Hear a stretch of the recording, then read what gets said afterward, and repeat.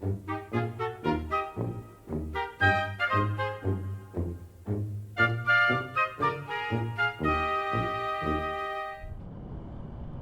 morning on this very autumnal, windy day. It's getting a bit colder and damp now. We're getting into autumn, and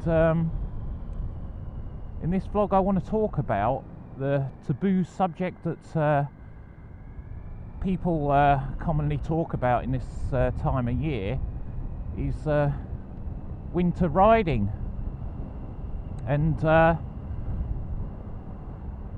some people complain about those who put their bikes away over winter, and those who make a big boasting about that they ride all year round. Well, from my experience that I've had over the years is that both sides are okay,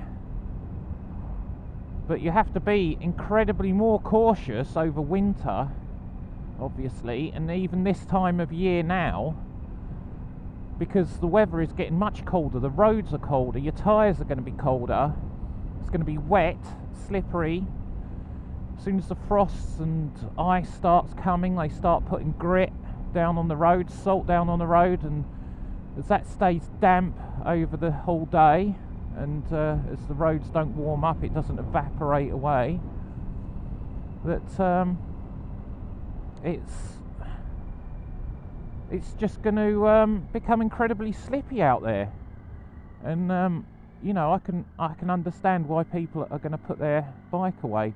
Now, usually I'm a person that had been riding over winter because I got no choice in the matter, because my motorbike was my only form of transport. But now that I've got a car, I can actually go to work in my car.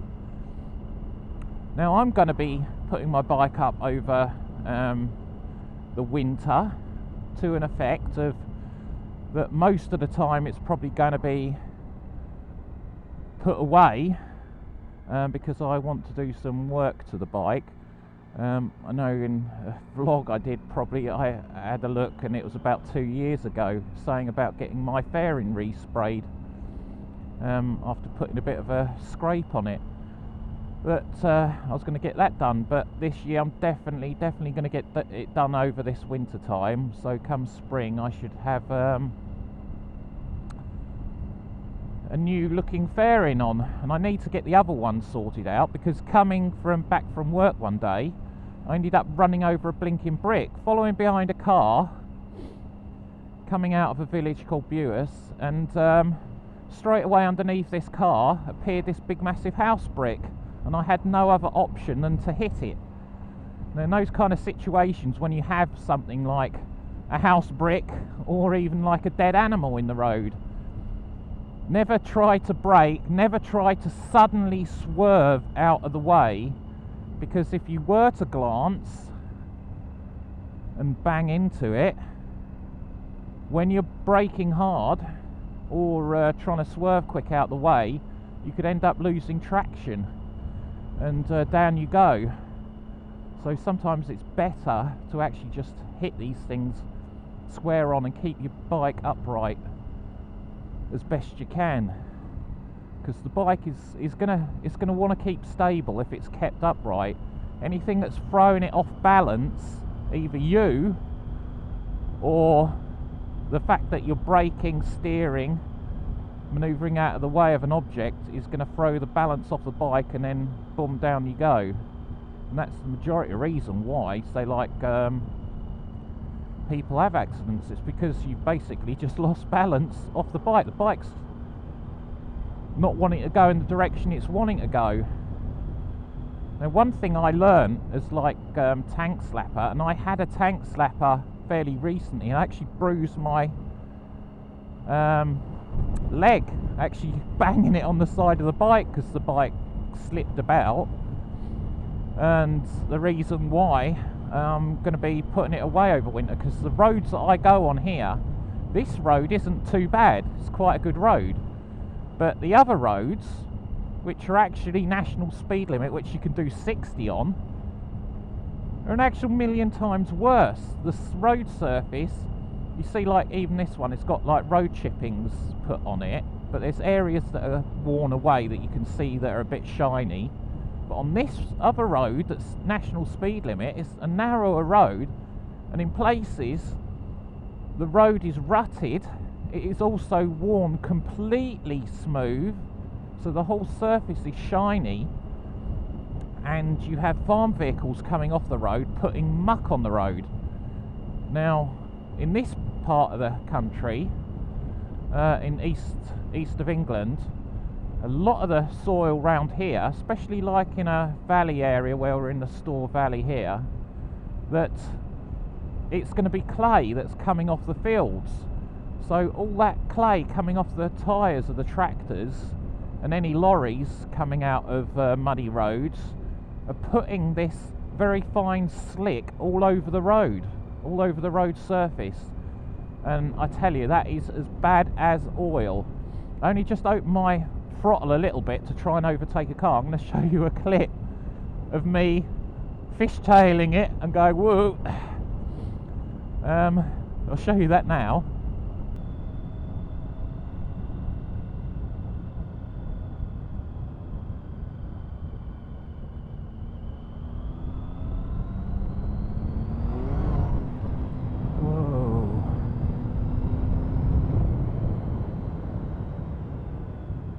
Mud. Nearly had it going.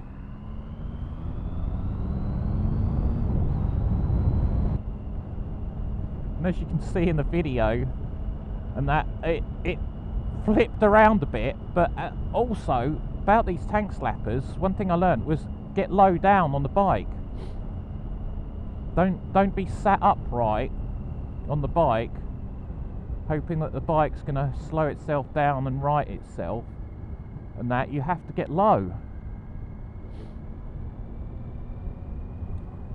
If you can get low flat on the bike, just be nice and gentle with the bike. Don't brake again too much, just gently roll off with the throttle, ease it off, ease it down, just let your speed come down nice and gently, nothing too quick. And then you can recover, which I did, and then was able to carry on. Now if you'd have panicked, if you'd have whipped that throttle up even more, or if you'd have tried to brake hard when the bike is unstable and wobbling around, then you're just going to exaggerate that motion of what the bike's doing. And the bike's thrown a wobbly, and down you'll go. So it's hands off the brakes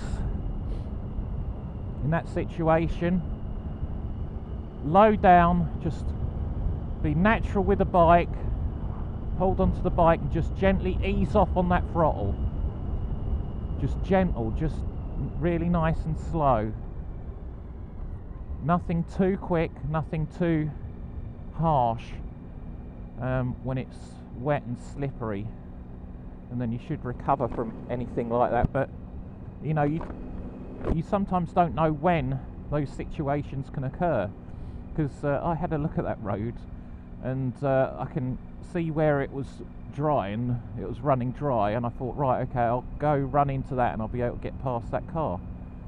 But going into it, I went over probably a lump of clay, a bit of damp patch, and that's where the rear tyre just decided to slip up on.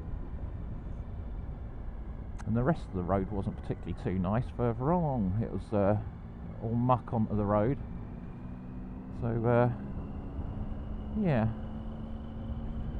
so I can clearly understand why people that rides certain roads, because not everyone's riding nice, clean, wide, grippy roads through winter, in say like in cities, because in cities in like London, it's always going to be a few degrees warmer than what it is out in the countryside, like out here.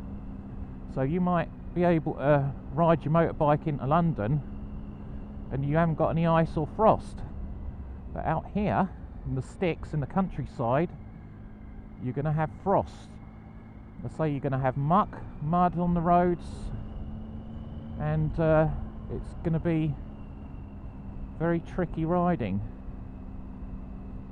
So whatever you decide this year, and that, please be safe, make the right decisions. Don't think that, you know, you need to go out on your motorbike today. You know, make a good, sensible decision, because you're not just thinking about your bike, you've got to think about yourself as well, that you don't get injured or hurt, or even worse, killed on our roads over winter when it gets wet. So please be safe. Another thing I want to mention is about like crash protection, because I think my leg, I went to go put my feet down a bit to try and steady the bike, and I wondered if it like bashed against one of my crash bungs. You can see on this road, see how smooth it is here. Fogging up. And you can see even worse down here. Look how shiny this is. Ruts in the road here.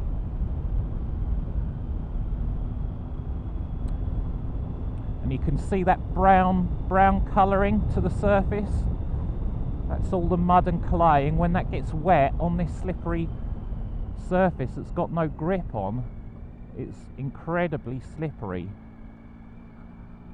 And you can see lumps of clay that are dropped on the road here. It's all bumpy surface. This is smooth, and this is where it was. I was coming this other way, so it was on one of these patches here where it was smooth and grippy that the tyre decided to go on, but it just went whoa and just came unstable, and was going to decide to throw me off, but good old bike kept upright and kept me going still.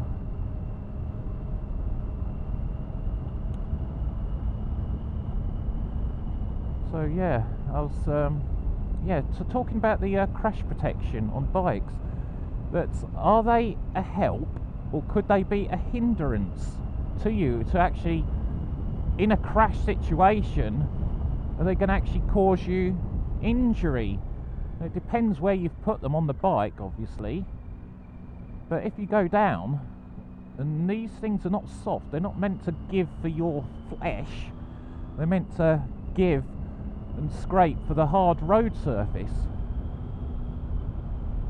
to try and protect the bike, as what they're called, you know, they're either crash bungs or frame sliders, what they call them. So it protects the frame of the bike. Doubt it protects the fairings. I think, you know, if you've got a faired bike, it's pretty much, if you're going down, even with frame sliders, crash bungs, whatever you want to call them, I think your fairings are for it anyway, and bits like your mirrors and stuff like that are for it. So yeah, anyway, food for thought, and don't know how many more days, and if it's nice and dry, sunny, and there's a bit of warmth in the air and that, I'd probably come out on my bike over winter. But I say, if it's damp and it's cold and the gritters have been out the night before, then I'm not going to be coming to work on this road, because even just look on this stretch, the amount of lumps of clay that are all over the place. So you only need to twist the throttle a little bit on a damp day on one of them. It's all right this time of day now, that's why I'm coming here today on it. But I know next week, come Monday, it's going to rain, and the temperature is just going to be in single figures. It's degrees Celsius, which is going to be quite a nip in the air, quite a cold blast coming down from the Arctic over this weekend. So it's not going to be very pleasant for going out on your motorbike this coming weekend. But please do take care. If you haven't subscribed to my channel before, please do. and also do a thumbs up like. If you don't like it, give a thumbs down. If you don't want to subscribe, then go away, and I'll see you next time. Toodle pip.